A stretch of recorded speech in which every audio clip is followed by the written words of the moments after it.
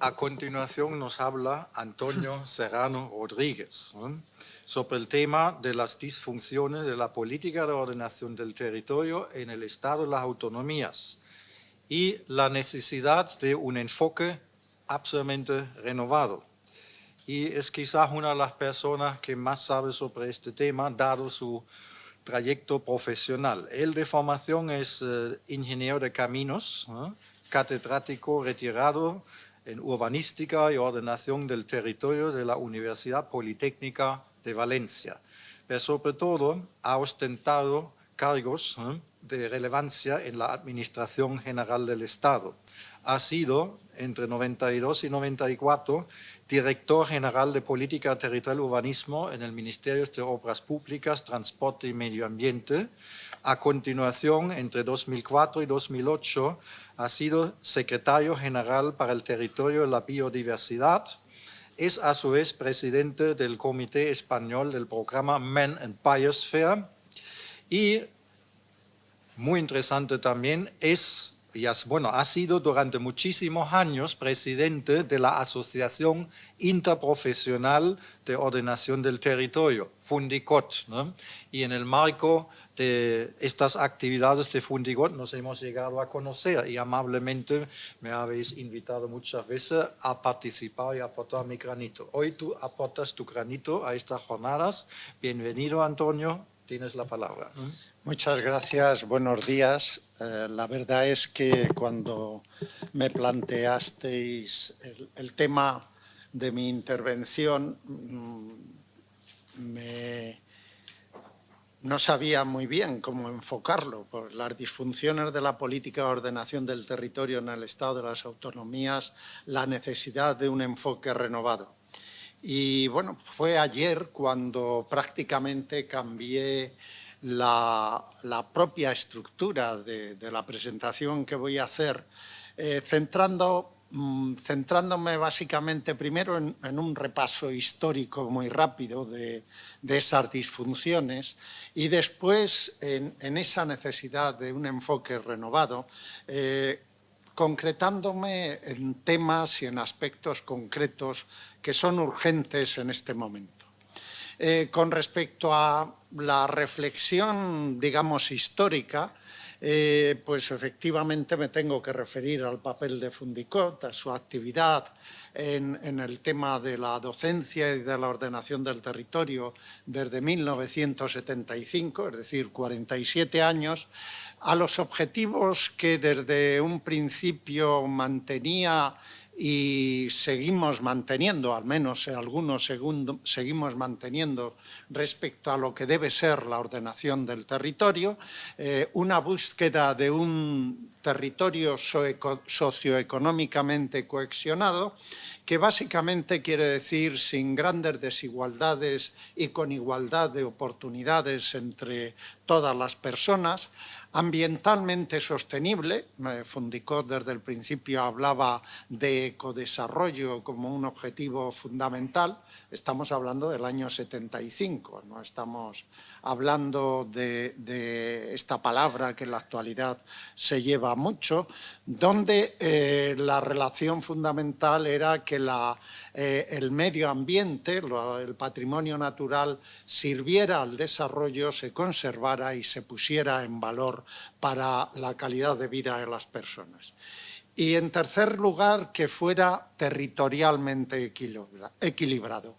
Territorialmente equilibrado desde la perspectiva no de que todo el territorio fuera homogéneo. Desde el principio hablábamos de modelo territorial, hablábamos de la funcionalidad territorial y por lo tanto de una determinada estructura de asentamientos, pero lo fundamental era que cualquier persona viviera donde viviera en esa escala jerarquizada o articulada de asentamientos, tuviera esa cohesión, es decir, esa igualdad de oportunidades para su desarrollo personal y esa capacidad de acceso a equipamientos, servicios necesarios para el mismo. El segundo aspecto era el enfoque. ¿Qué enfoque debía presidir este tipo de planteamiento? fundamentalmente uno basado en que el territorio es un producto histórico. Las ciudades, los territorios que vivimos en la actualidad han sido transformados antrópicamente durante muchos siglos, durante muchos años, y siempre lo han sido desde el punto de vista de los intereses de los que tenían capacidad de intervención en ese territorio. También cara al futuro, ser consciente en un plan de ordenación del territorio que lo que se diseñe en ese plan, lo que se haga en ese plan, va a condicionar lo que se va a poder hacer en el futuro. La mayor parte de las transformaciones territoriales tienen consecuencias sobre el futuro.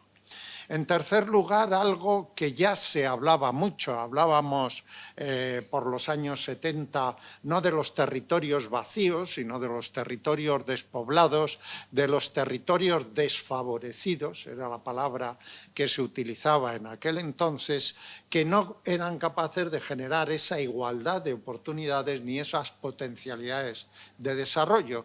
Y ya entonces señalábamos que los territorios se podían despoblar, pero no por eso dejaban de tener valor, no por eso dejaban de tener unos ecosistemas, un patrimonio natural y una capacidad de aportar servicios desde esos ecosistemas del territorio. Y lo fundamental, actuar sobre el territorio significa conocer su historia y saber por qué existen problemas o qué cosas no funcionan en ese territorio. Y eso implicaba estudiar no solo las causas, sino lo que era fundamental, los causantes. Detrás de cada problema, los problemas no vienen por sí solos, detrás siempre hay causantes, personas, intereses personales, de clase, de grupo, que son los que nos permiten comprender qué pasa en el territorio y por qué pasa en el territorio. En este marco, ayer hice un repaso de lo que han sido a lo largo de estos años 10 congresos internacionales de ordenación del territorio, urbanismo y medio ambiente, celebrados por Fundicot con la colaboración de distintas administraciones. El primero y el segundo se celebraron aquí, en la Comunidad Valenciana, en 1988 y 1991 respectivamente.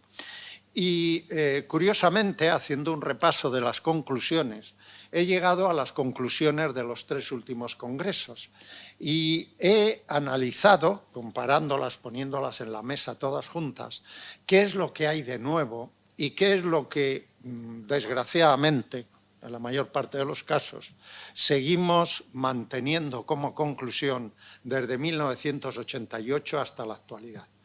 Los 3 aspectos fundamentales: la ordenación del territorio no se valora, salvo excepciones, por las administraciones competentes, o sea, las comunidades autónomas. La ordenación del territorio es un fracaso. Segundo, bueno, eso lleva a que reiteradamente se señale que se necesitan nuevas formas de planificación territorial y urbana, porque en gran parte también la planificación urbana, sobre todo las últimas planificaciones urbanas, también son un fracaso desde el punto de vista de su rigidez, de su dificultad de cambio, de su dificultad de adaptación a los nuevos problemas. Otra cuestión general que tiene que ver con el ecodesarrollo y que ha permanecido presente hasta hace relativamente poco tiempo. El tema de lo que en 2015 significó un verdadero cambio a nivel mundial, cuando en septiembre de 2015 la ONU aprobó la Agenda 2030 con el subtítulo Transformar el mundo. Eso nos llevó al primer cambio significativo en las conclusiones del 8º CIOT, asumiendo ese objetivo de transformar el mundo como un objetivo para el que la ordenación del territorio tenía grandes potencialidades. Objetivo que se refuerza en las conclusiones del 9º CIOT, que ya se realiza en 2019, donde la urgencia para realizar estrategias de ordenación del territorio que estén directamente ligadas a esa Agenda 2030 aparece como elemento fundamental, porque Naciones Unidas, el Estado español y la Unión Europea empiezan a incidir en la medida del grado del cumplimiento de los 17 ODS, Objetivos de Desarrollo Sostenible, establecidos por Naciones Unidas. Y aparece otro elemento que debería haber aparecido en el 2016, pero no aparece de manera destacada en las conclusiones, y es que la ordenación del territorio tiene que incorporar la adaptación al cambio climático como uno de sus referentes fundamentales. Esto aparece ya en 2019 como un aspecto fundamental. Aparece otro elemento muy característico, muy diferencial, el derecho del ciudadano a la ciudad. Un derecho a la ciudad que aparece desde 3 puntos de vista: el derecho a decidir sobre la ciudad, el derecho a que la ciudad le proporcione una calidad de vida adecuada y el derecho a que la ciudad sea marco de sociabilidad, sea marco de interrelación entre los ciudadanos. Los otros dos elementos que aparecen como nuevos es hay nuevos retos y la cultura de la ordenación del territorio debe adaptarse a esos nuevos retos. Fundamentalmente estos retos provienen en gran parte de conflictos y de compromisos y de deficiencias a nivel internacional. Y como una muestra o como una reacción ante los fallos de las planificaciones, y muy en particular de la planificación urbanística, la necesidad de otra normativa distinta, la necesidad de otros marcos de intervención. Y por último, las conclusiones del 10º CIOT, también celebrado en Valencia. Iniciamos y terminamos la marcha en la Comunidad Valenciana, donde se matizan algunos de los aspectos de las conclusiones anteriores. En primer lugar, ya no se trata solo de la Agenda 2030, sino que estamos en una situación en que se han sobrepasado los límites biofísicos del planeta.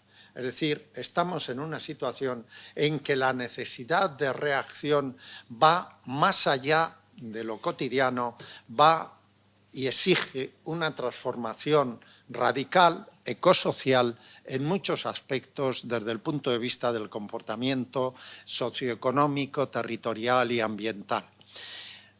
Y dos aspectos fundamentales: las emergencias climáticas, las emergencias energéticas, obligan a que hay que incluir en los procesos de transformación y planificación territorial enfoques directamente ligados a estos procesos.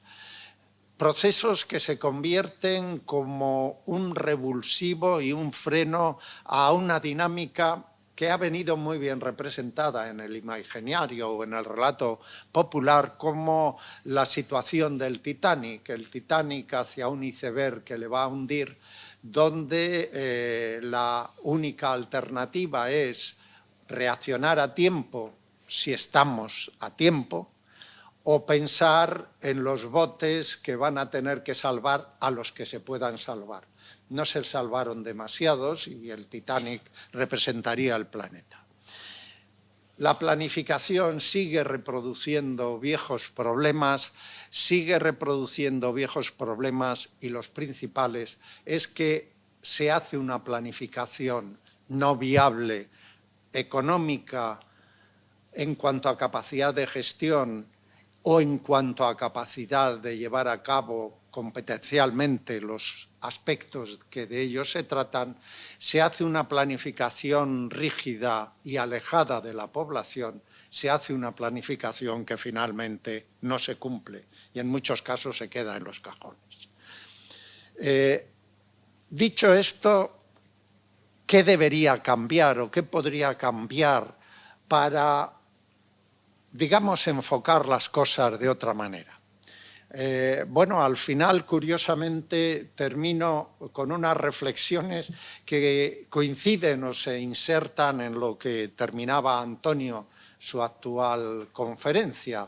En palabras muy sencillas, emulemos a la Unión Europea. La conferencia de presidentes no es más que una emulación del Consejo Europeo y en muchos aspectos reproduce incluso elementos de funcionamiento de ese Consejo Europeo. Y en segundo lugar, vayamos a lo concreto. Es decir, en un país como España, donde cada 4 años se cambian los poderes, si no es en menos tiempo, donde en 4 años es muy difícil llevar a cabo una gestión con resultados significativos, porque además el primer año se pueden hacer cosas, pero los 3 siguientes estás en campaña, con lo cual las dificultades de llevar a cabo aspectos cooperados o concertados son cuanto menos complejas. ¿Qué tenemos encima de la mesa? Evidentemente la Agenda 2030, Agenda 2030 y un objetivo, transformar el mundo, que es más que un objetivo, es una necesidad. Una Agenda 2030 que además establece deberes, establece indicadores muy precisos desde el punto de vista territorial. Lo recoge en su objetivo 11, aunque prácticamente los 17 objetivos, incluyendo el 17, que es más bien de cooperación o de ayuda al desarrollo, son objetivos que tienen mucho que ver y están directamente imbricados con la ordenación del territorio. Además, preocupémonos de lo que está pasando, de lo que son crisis actuales, porque cada vez se suceden a tal velocidad y aparecen lo que se denominan normalmente cisnes negros, que bastante hay con ser capaces de responder en tiempo y forma y en corregir los graves problemas que estos cisnes negros genera a la población, como para pensar en situaciones a muy largo plazo perfectamente determinadas. Solo hay que tener en cuenta la crisis financiero-especulativa del año 2008 y recordemos que detrás de todo lo que sucede en el planeta, esa especulación financiera es uno de los factores dominantes y explicativos de todos los procesos, como luego veremos. La COVID-19, muy directamente ligada con ese sobrepasar los límites biofísicos del planeta, con ese transformar el territorio y tener interrelaciones con biosistemas que no son muy compatibles con la actividad humana. Estamos invadiendo espacios peligrosos, por decirlo de alguna manera. La invasión de Rusia de Ucrania el 24 de febrero, que es el segundo acto de lo que se produjo en 2014, Crimea y ayuda al este de Ucrania que estaba siendo, digamos, molestado, entre comillas, desde el oeste de Ucrania, fuertemente proatlantista y fuertemente apoyado por por Estados Unidos y la OTAN de manera indirecta, un conflicto que tiene mucho que ver con el petróleo, con la energía, con la industria del armamento y con los bloques de poder, pero que quien está pagando las consecuencias de una manera grave y muy importante es la Unión Europea. Lo tenemos aquí, problemas de la energía, inflación, alza en los tipos de interés, hasta un nivel que nunca se había producido en épocas anteriores. Aquí está la evolución en lo que es el índice, este azul de lo que han sido el comercio mundial de mercancías. Vemos que siempre ha habido sus crisis desde el año 2000 hasta la actualidad, pero esta crisis, que es la del COVID, al final termina manteniendo la tendencia general, es decir, el comercio mundial de mercancías en principio sigue su pauta. Pero si nos fijamos en qué sucede con los precios del petróleo, vemos que hemos superado las alzas especulativas que se produjeron en el 2008, cuando apareció aquello del peak oil. Es decir, se suponía, por unos listillos de un fondo de inversión, que lo difundieron adecuadamente, que el petróleo se estaba acabando y, bueno, pues eso generó una espiral inflacionista que llevó los precios a este nivel. Lo hemos superado los precios también en todo lo que son las materias primas en general, y también estamos incrementando los precios de las manufacturas. Eso tiene sus riesgos, porque además se está produciendo en el marco de una fragmentación del mercado global. Se han creado dos bloques, China, Rusia y los países que de alguna manera no se quieren llevar mal con ellos porque les ayudan o les soportan, y por otro lado la OTAN y todo lo que está ligado a la OTAN en el conjunto del mundo.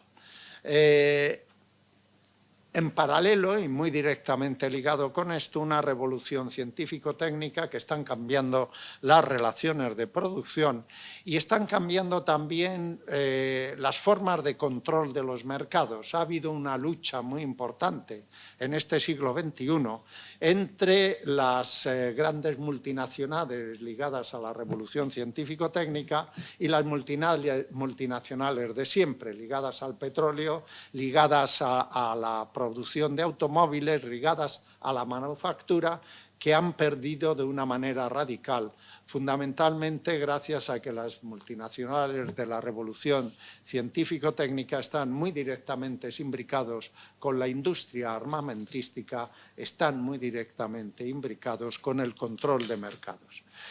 En todo caso, quien en todo este proceso siempre gana, y está ganando en la actualidad, es la especulación financiera.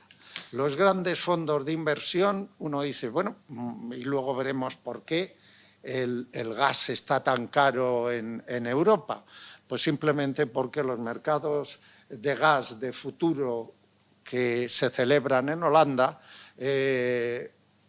están dominados en un 85% por compras y ventas especulativas a futuro, evidentemente con grandes ganancias. ¿Hasta qué punto tiene importancia este dominio financiero especulativo? Pues que se lo digan a la última primera ministra de Inglaterra, donde no les gustó y ya vemos lo que han durado simplemente hundiendo la libra. En todo caso, a todo esto se superpone una creciente incidencia de catástrofes y fenómenos meteorológicos extremos asociados al calentamiento global, que están teniendo graves incidencias en lo que al final interesa, la ordenación del territorio, la política. Se supone que va dirigida al bienestar del ciudadano. Cuando el ciudadano pierde bienestar, incrementa su pobreza, se incrementan las desigualdades, se incrementa también el malestar social, y eso pues puede terminar o en la extrema derecha o en una revolución o en cambios, digamos, basados más en el sentimiento y en la percepción de ese malestar que en los propios intereses del ciudadano que vota en un momento determinado. Bueno, ahí antes comentaba que en el AVE he visto el titular de The Economist, y el titular de The Economist es muy sencillo: adiós al 1,5 grados de calentamiento global. Bueno, el calentamiento global sigue su marcha. las medidas que están en marcha para pararlo no se están cumpliendo, son insuficientes y eso tiene una consecuencia. Los efectos de este calentamiento global cada vez son más graves y esos efectos cada vez más graves pueden encima verse incrementados de una manera absolutamente catastrófica si muchos de los tipping points, es decir, de los saltos cualitativos que están en este momento sobre el tapete, se llegan a producir. No me voy a referir a eso porque termina siendo una película de catástrofes, pero no improbable, ni a veces piensan algunos que inevitable. En todo caso, suponiendo que las cosas vayan bien, es decir, que los países se comporten adecuadamente, las previsiones de desastres para el 2030 se incrementan en un 40% simplemente con la tendencia normal y las previsiones que hay encima de la mesa. Y el alza de los procesos ligados a fenómenos de temperatura extrema mundial se incrementan en un 250%, en este segundo caso con respecto al año 2000, en el primer caso con respecto al año 2010. Es decir, estamos en una situación con riesgos crecientes y esa referencia que antes hacíamos de la adaptación y la resiliencia socioeconómica como elementos fundamentales de la ordenación del territorio empieza a ser una urgencia absolutamente apremiante. Para la COP27 se han publicado muchos documentos. Yo he cogido dos de los últimos. Uno, el de la Agencia Internacional de la Energía, de la OCDE, el World Energy Outlook del 2022, que son muy optimistas siempre, cada vez menos, pero hacen un repaso exhaustivo y tremendamente científico de lo que está siendo la situación y de lo que pueden ser los riesgos. A la derecha he puesto un poco el índice y el segundo de una de las ONGs que hacen un seguimiento de las acciones respecto al estado del clima, el Climate Action Tracker, que es uno de los, digamos, elementos independientes más fiables desde el punto de vista del análisis de lo que está pasando. Voy a ser muy rápido. La IEA responde a algo que está teniendo cada vez más peso en la extrema derecha, desde el señor Trump, Brasil, muchos en la extrema derecha española, europea, India, prácticamente en toda la extrema derecha, es que lo que está pasando es consecuencia de lo que estamos haciendo por esto del rollo del clima, que es mentira, y de apoyar las energías renovables. Bueno, lo desmiente, dice que no, que el clima es verdad, que se demuestra lo que dice el IPCC en su sexto informe, cuyo síntesis también es otro de los elementos fundamentales que habrá que tener en cuenta, y que, bueno, lo que estamos viendo ahora, la última crisis, pues al final se debe fundamentalmente a la guerra de Ucrania y no a esto que defienden desde la extrema derecha con gran profusión para poner en cuestión las políticas que inciden sobre fundamentalmente las petroleras, las grandes petroleras y la industria de la energía. En todo caso, habla de que hay un punto de inflexión histórico donde los grandes contaminadores, Estados Unidos, China, que son los principales contaminadores del mundo y responsables del cambio climático, también India, la Unión Europea, un miserable 8% del total, pues bueno, hay una serie de compromisos encima de la mesa que nos hacen ser optimistas. Lo malo es que los compromisos están, pero luego no se cumplen. con lo cual mal vamos desde ese punto de vista. Y solo hace referencia a un riesgo de la expansión de la globalización por esa ruptura en bloques a la que antes me hacía referencia. En todo caso, perdón, pero tengo la garganta un poco tocada. En todo caso, la demanda de energías fósiles en el mejor de los escenarios, es decir, incluso en el escenario que él denomina STPS, es decir, que se cumplan las políticas estatales presentadas en la actualidad a Naciones Unidas, los combustibles fósiles siguen teniendo buen futuro cara al futuro, valga la redundancia.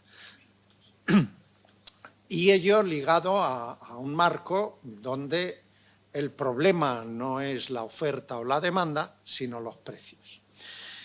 Como me dicen que tengo 2 minutos, bueno, voy por la diapositiva no sé cuántas, pero tengo bastantes más, así que voy a saltarme muchas diapositivas que hacen referencia fundamentalmente a los 2 documentos que he citado.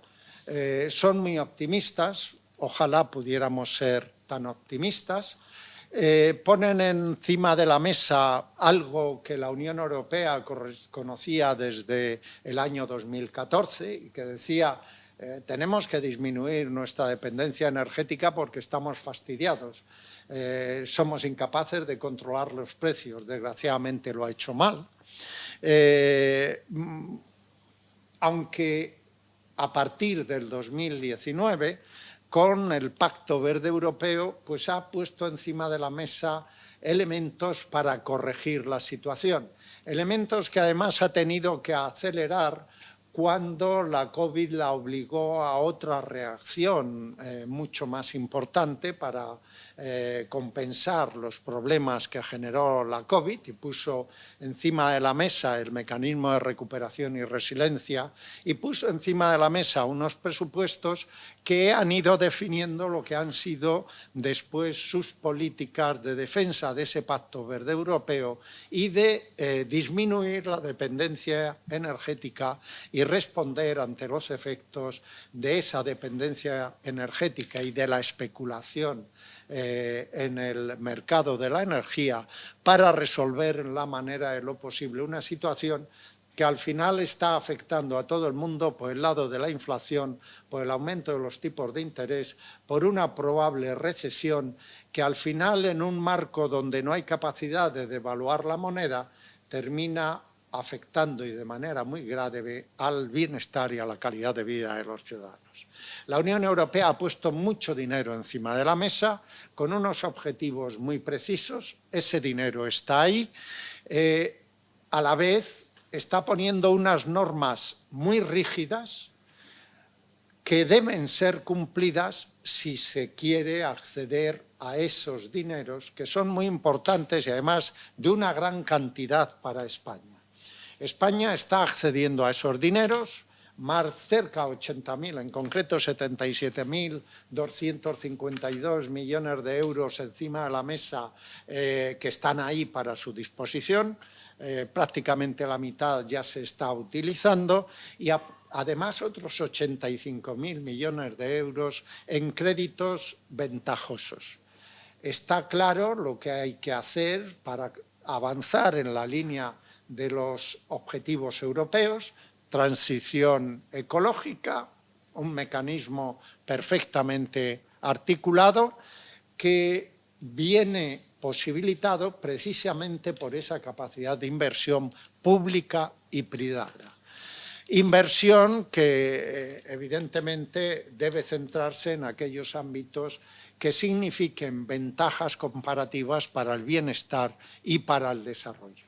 Una parte muy significativa de ese dinero se ha transferido a las comunidades autónomas que deben desarrollarlas, no desgraciadamente en un marco de coordinación y cooperación, sino como les dé la gana, porque al final esa capacidad de acordar y de buscar algo que sería fundamental.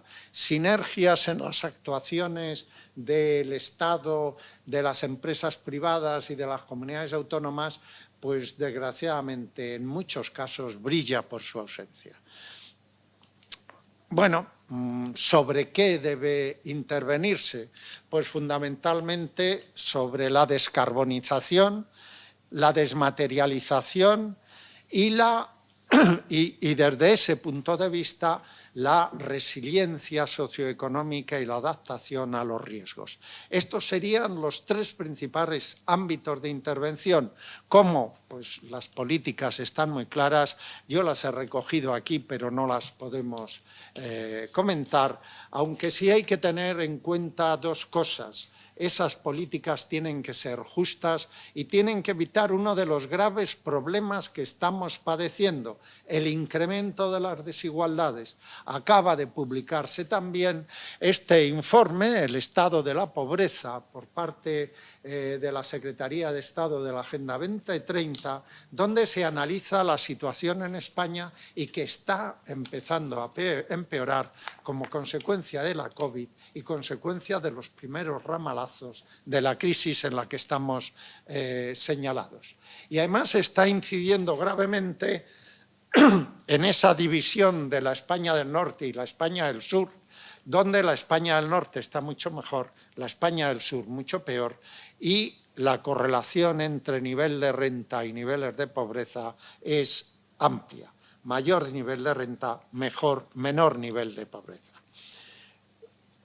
¿Cómo sucede esto? ¿A qué nos conduce esa situación y las inversiones que se están llevando a cabo desde el punto de vista del modelo territorial? ¿Cómo la invasión de Ucrania está dando lugar a cambios militares en el poder de lo que se denomina GAFA, Google, Amazon, Facebook, Apple, Microsoft, y en el papel de esto y la industria del armamento en la correlación global, que bueno, cuando uno baja a España y ve, bueno, ¿y en España qué pasa? Pues en España está pasando lo de siempre. Seguimos concentrando la actividad, la población y la riqueza en los principales centros, y es verdad que hay medidas muy importantes y significativas para la despoblación, pero en el conjunto del global podríamos decir que tienen una incidencia absolutamente marginal. Las nuevas tecnologías y la transición digital pueden aportar mucho y hay que apoyarlo y utilizarlo. Están ahí, está el dinero, está la posibilidad.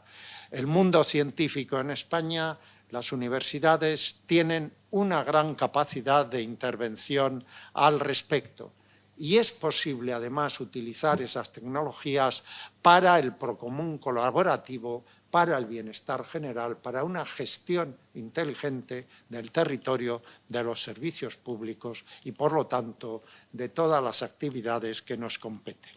Este sería el marco general en el que nos estamos moviendo y estos los que deberían ser los contenidos de las estrategias al 2030, transición ecosocial, cambios en el modelo de desarrollo, modelo territorial basada en esa descarbonización, desmaterialización, sostenibilidad ambiental fuerte, servicios públicos comunes y Estado interventor, cohesión socioeconómica participada, transición digital para el interés general y cambios en el comportamiento de los ciudadanos y en el comportamiento de las grandes instituciones globales, que nos llevaría a la última reflexión. ¿Es posible esto en la Unión Europea? Pues depende de lo que los ciudadanos decidan a través de los presidentes que funcionan en el Consejo Europeo. ¿Es posible en España? Pues exactamente lo mismo. Depende de los que los ciudadanos decidan a partir de los presidentes del Consejo de Presidentes y de unas comunidades autónomas que os puedo asegurar que rara vez son fáciles de llevar a la concertación. Yo he estado del otro lado y os lo puedo asegurar. Preguntas, ¿es factible un cambio concertado en la actual confrontación de intereses y políticas ante un año electoral? La respuesta que se la dé cada uno.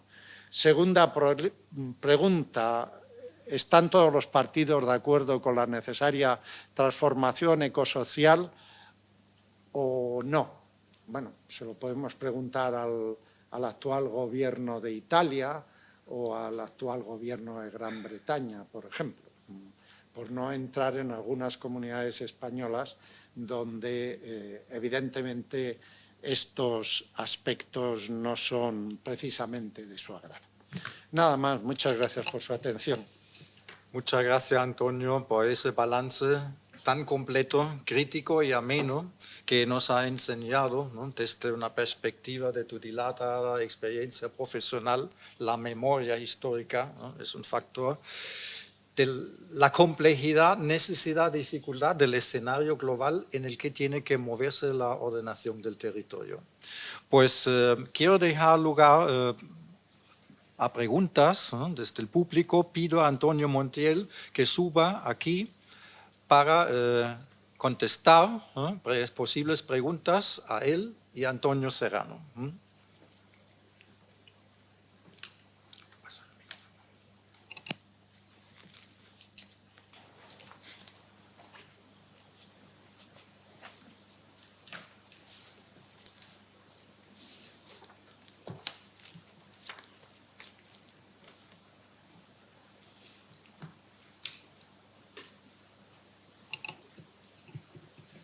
Aquí hay una pregunta.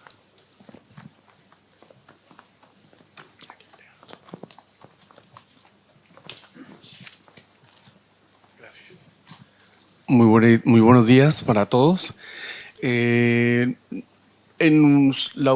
la penúltima diapositiva del doctor Serrano veía una explicación sobre el desarrollo endógeno. Me gustaría escuchar un poco al respecto de su pensamiento, especialmente relacionado con el tema de multinivel. Ese desarrollo endógeno, ¿cómo potencia esa gobernanza multinivel? Bueno, hay experiencias muy positivas de ese desarrollo endógeno, precisamente en el seno del programa Hombre y Biosfera de la UNESCO. En reservas de la biosfera que están funcionando a nivel mundial, que las hay, desgraciadamente en España hay menos ejemplos de éxito, existe esa capacidad de un desarrollo endógeno multinivel participado, donde el aspecto fundamental es un desarrollo basado en sus propias fuerzas, es decir, basado en sus recursos productivos, en mercados locales, en producciones locales y en capacitaciones locales, digamos, en espiral, en un proceso de desarrollo sostenible donde digamos que la actuación de los niveles superiores, por decirlo de alguna manera, son básicamente de apoyo, coordinación y cooperación, pero donde la dinámica básica es una dinámica local, centrada en la participación y en la actuación de cooperativas, de sindicatos, de agrupaciones, dentro de lo que es el marco local que implica o que sostiene ese desarrollo endógeno.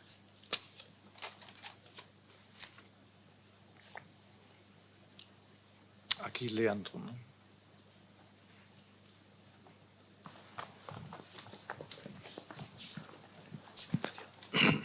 Muchas gracias. Tengo una pregunta para Antonio Montiel, también, y un comentario para Antonio Serrano también. En primer lugar, en la intervención de Antonio Montiel se ha tenido como un telón de fondo el concepto de gobernanza público-privado, la relación pública-privada tan importante en esta categoría, aunque en el final de su intervención ha subrayado que el Estado no se puede diluir como cualquier otra gente tiene. Pero, sin embargo, y ahí va mi pregunta, un poco para que se amplíe el comentario. Al comentar el COVID, la incidencia de la experiencia de la pandemia en esta gobernanza, se ha acentuado la importancia de esa cooperación público-privada. Bueno, mi cuestión es, tengo la sensación, y creo que era una idea generalizada, que es un poco lo contrario, que precisamente la experiencia de la pandemia, sin cuestionar la necesidad, obviamente, de los agentes privados, ha demostrado la preeminencia, el liderazgo de lo público, del Estado, en la gestión de las grandes crisis. Me parece que y precisamente en este momento, claro, como yo estoy un poco en esa posición ideológica, si quiere, pues me parece conveniente no diluir esa experiencia, sino recordarla, que ya se está diluyendo, que ya se están olvidando. Sanidad, la UME es Estado. Se está diluyendo. Ahí va mi cuestión un poco para desarrollar. Y si quiere, bueno, después le comentaría, o lo hago al mismo tiempo, ya que tengo la palabra, o bueno, lo hago. Es una cuestión ya de subir mucho de escala. Hay tantísimas cosas en tu presentación, Antonio, pero en fin, situación geopolítica mundial. Rusia, China, y lo tengo literalmente apuntado, otros países que no se quieren llevar, que no pueden llevarse mal con ellos. Esa es otra expresión. No lo quiero coger con pinza la expresión, pero así ha sido. Nos estamos refiriendo a India, a otros países. Nos estamos refiriendo a Sudáfrica, nos estamos refiriendo a Argentina, a México, incluso a Brasil. Realmente la relación del sur global, de neutralidad o de no apoyar el bloque atlantista, se puede resolver con esa expresión que he mencionado, que no sé si que transmite pues toda, estoy cogiendo con pinzas quizá una frase, lo dejo, creo que está un poco sobre la mesa la cuestión que os quiero plantear a uno y a otro. Muchas gracias. Sí, gracias.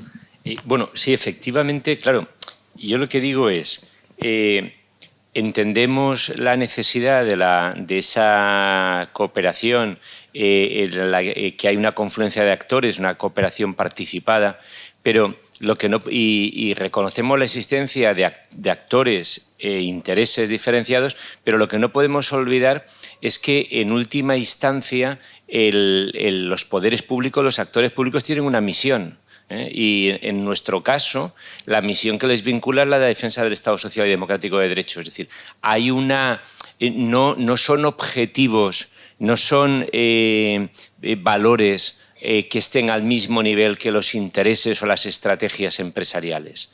Por tanto, la tentación de que el poder público se diluya es muy grande. Es decir, a veces se habla de colaboración público-privada en la ley de contratos del Estado, que ahora está un poquito mejor definido, pero la experiencia y el caso valenciano, por ejemplo, en el tema de la colaboración, se presentaba como un modelo de colaboración público-privada, lo que no era más que un negocio jurídico, que era la concesión de la atención hospitalaria, el modelo Alcira, etcétera, etcétera. Esto no es colaboración público-privada, esto es otra cosa. Es decir, o los conciertos con la enseñanza. Esto es otra cosa, es decir, esos son modos de gestión que están además regulados, pero que al final el interés predominante tiene que ser el interés público al que sirve el actor público. Claro, yo lo que trato es de evitar que haya como una especie de asimilación en la que ahora todo es colaboración público-privada. No es así. Y efectivamente, claro, lo dices muy bien. Es decir, hay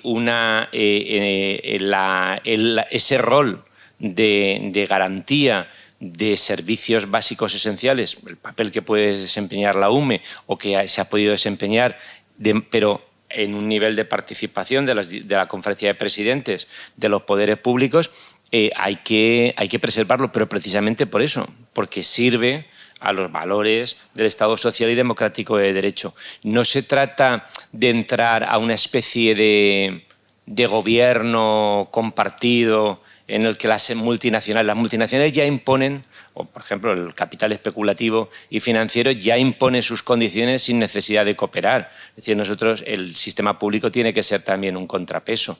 En ese sentido, no hay que olvidar ese liderazgo. Lo que ocurre es que en el modo, en el cómo, lo que sí que hay que ser es accesible, abierto a la participación, etcétera, etcétera. Es decir, pero claro, hay valores que no están en Almoneda, hay principios, hay la defensa del estado de bienestar de los ciudadanos que no puede estar en el mercadeo. La prueba es que efectivamente, a pesar de que hubo buenos ejemplos de colaboración público-privada, también la pandemia generó espacios grises en los que se produjeron especulaciones, abusos, etcétera, ¿no? Bueno, yo voy, como antes señalaba, antes de contestar a tu observación, quiero referirme, antes señalaba las dificultades de la coordinación o de la cooperación. Y bueno, yo era responsable de los incendios y de la comisión que llevaba los incendios en el año 2004, del 2004 al 2008, y creamos la UME. En las reuniones de creación de la UME, la oposición de muchas, la mayoría de las comunidades autónomas fue radical, y en particular Andalucía, tu comunidad autónoma. No entramos en qué, y ahora la UME se valora mucho, pero lo dejo ahí como referencia de las dificultades cuando está el interés general por encima de lo que se supone que son capacidades administrativas o de competencia o de intervención de otras administraciones. El tema de la globalización es muy sencillo. La globalización es la respuesta territorial a unas capacidades de organización ligada al desarrollo tecnológico, a las TIC y demás, que las multinacionales aprovechan para aumentar su proceso de acumulación. Eso es la globalización de una manera sencilla, donde bueno, pues la capacidad de influencia de estas multinacionales sobre los gobiernos, por las buenas, por las malas o engrasando, es bastante fuerte. ¿Por qué se organizan en bloques? Pues básicamente por intereses. Al final son intereses económicos.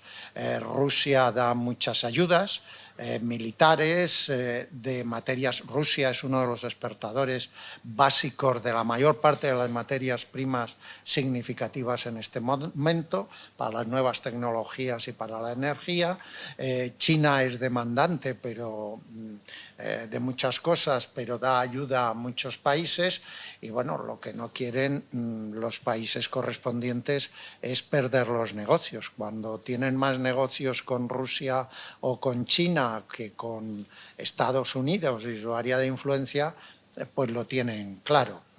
Y ahí aparecen contradicciones, pues por ejemplo, entre Egipto, ligado al bloque, digamos, oriental, y Arabia Saudí, ligado al bloque occidental. Y ahí sí que da igual democracias, no democracias o lo que sea. Cada uno se pone donde están sus intereses. Pues muchas gracias y un aplauso para los dos Antonios. Toca la pausa de café. Ah, hay otra pregunta. Perdón. Ahí, en medio, Enrique, ahí.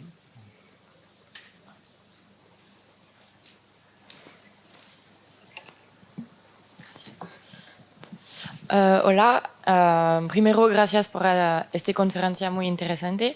Somos 3 estudiantes de la Universidad de Girona y tengo una pregunta sobre los Smart Cities y la delegación de los servicios públicos y la privatización sí, de eso. Si eso es compatible con una ordenación sostenible del territorio y si no es una amenaza por la cooperación territorial. No, en absoluto. Yo lo que digo, señalo, es una gestión inteligente utilizando mecanismos inteligentes. Por ejemplo, el control de inundaciones y la respuesta ante inundaciones, incendios o otra serie de catástrofes, una plataforma inteligente con los sensores adecuados en el territorio puede tener una utilidad óptima. Es decir, pueden ser sistemas extraordinariamente útiles para la gestión. Bueno, evidentemente no me estoy refiriendo al capitalismo cibernético o al control social que realizan pues Amazon, Google, Meta, etcétera, a través de sus fundamentalmente de los smartphones y de nuestras compras, ni al proceso que está siguiendo China para utilizar un control social tipo 1984. Me estoy refiriendo a una utilización puesta al servicio del interés general y de la eficiencia y mejora de los servicios públicos. Es decir, todos los instrumentos se pueden utilizar para distintos fines. Lo que hay que saber es aprovechar los instrumentos que tienes para ser eficiente en la consecución de tus fines. Y esos instrumentos sí están ahí ahora y son utilizables.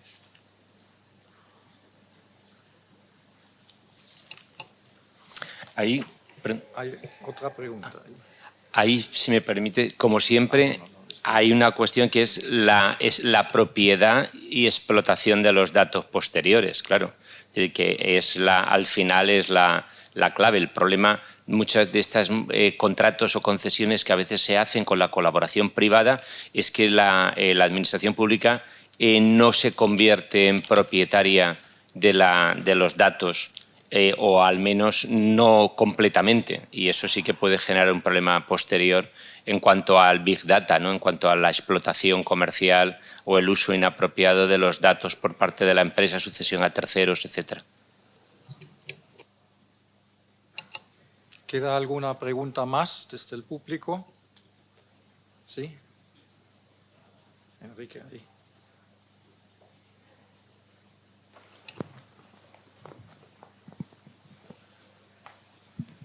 En cuanto a las medidas para el 2030, habéis hablado de cambios y medidas, y entre ellos los nuevos cambios necesarios para la paz. Me gustaría saber en qué sentido, en qué ámbitos de la sociedad harían falta esos cambios, porque, por ejemplo, la generación de hábitos colaborativos podría incluirse ahí, pero ¿a qué ámbito va enfocado más exactamente esa cuestión? Gracias. Perdón, la cuestión de la paz, dices. No, los cambios necesarios para la paz. ¿En qué ámbitos estabais hablando para cambiar eso? Pues la verdad es que para la paz a nivel mundial, igual que para el cambio climático, los ciudadanos españoles lo tenemos duro de poder hacer nada. Antes decía, pues la Unión Europea, que es vanguardia en la lucha contra el cambio climático, es responsable del 8% de las emisiones, con lo cual, bueno, pues las anula. Hay un 8% de emisiones menos. El calentamiento global sigue superando los 3,5 grados, probablemente no en el 2100, sino en el 2050. Es decir, lo que hacemos está muy bien, pero sirve para muy poco. Las manifestaciones por la paz y las agrupaciones en ONGs, en redes sociales y demás, ¿Tienen utilidad? Evidentemente sí, a nivel de concienciación y a nivel de generación de una respuesta social que vaya subiendo y que obliga a los gobiernos a tener una posición al respecto. Pero te aseguro que al Pentágono le va a influir muy poco. Yo creo que aquí es una pregunta muy compleja, parece fácil, pero yo creo que aquí hay también como un cambio de escala, ¿no? Se nos ha ido de las manos. Entonces, yo recuerdo la efectividad que podía tener en determinados conflictos la movilización social o civil a la interna, es decir, cuando el país, digamos, que soportaba esa contestación social era el directamente implicado, el caso de Vietnam, por ejemplo, el modelo Vietnam, o incluso en España cuando el movimiento de objetores de conciencia, sin guerra declarada, pero el movimiento de objetores de conciencia dio un salto cualitativo en el debate sobre el servicio militar obligatorio, etcétera, ¿no? Pero claro, luego viene otro proceso en el que en algunos... Muy corto, ¿no? Sí, en algunos países de antiguas colonias pues hubo intervención diplomática externa, creación de grupos de negociación, etcétera, o incluso en algunos conflictos internos en Irlanda, en El Salvador, etcétera, ¿no? El problema es que ahora la guerra tiene otra dimensión y tiene otras implicaciones. Entonces, es muy difícil que haya una solución ni en base a la sociedad civil interna de los dos países respectivos, Ucrania y Rusia, o otros países terceros, ni tampoco una solución diplomática externa. Entonces se nos ha ido un poco de las manos la escala, habrá que inventar nuevas herramientas. Sí. Bueno, debido al trabajo que tienen que prestar los servicios de traducción, tenemos que cortar, no hay lugar a más preguntas. Tenemos una pausa de café de 10 minutos, a las 11 y pico tenemos que estar aquí sin falta. Gracias.